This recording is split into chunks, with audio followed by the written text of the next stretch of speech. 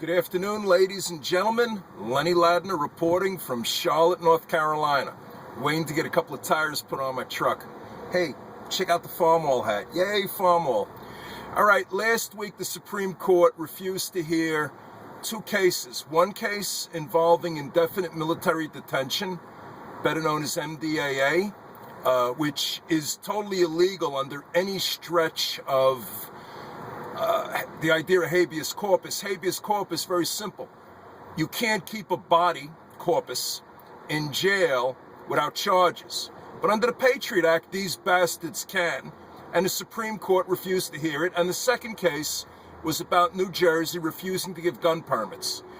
Let's do the gun permits first.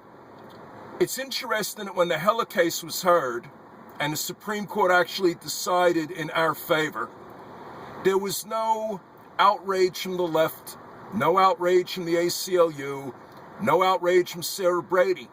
Shh, they were quiet. The Heller case gave the Supreme Court the opportunity to discuss more and more in the Second Amendment.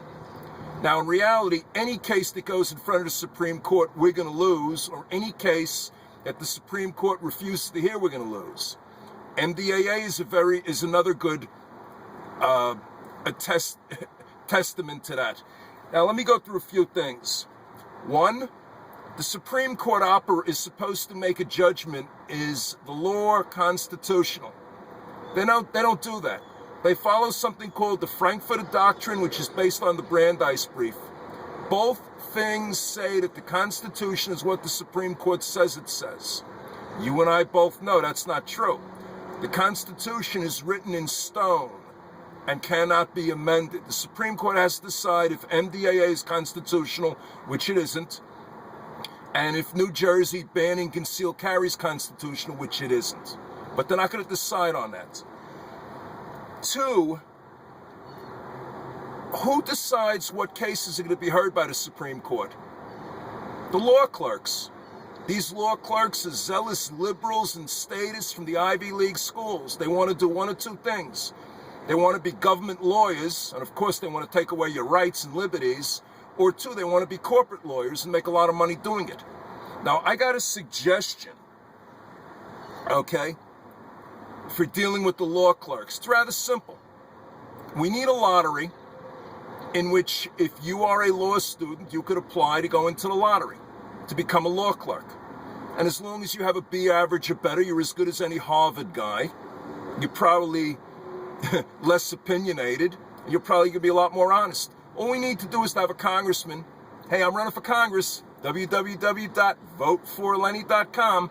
All we need is a congressman to basically introduce a bill. The law clerks will be picked by lottery, and that's going to stop a lot of this nonsense where they allow communists and liberals and statists and Nazis to get their cases heard, but we the people, no. We're not going to be given our day in court. The other thing I want to say is that a lot of cases involve the misuse of the appellate jurisdiction of the Supreme Court.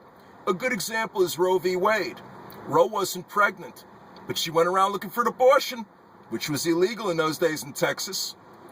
Way to fix that. It's called states' rights. Anyway, Lenny Ladner on the Supreme Court.